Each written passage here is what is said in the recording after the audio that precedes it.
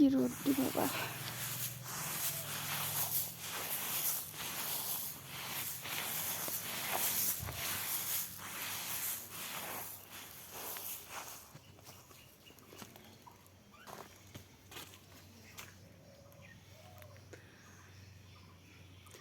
প্রচণ্ড রোদ।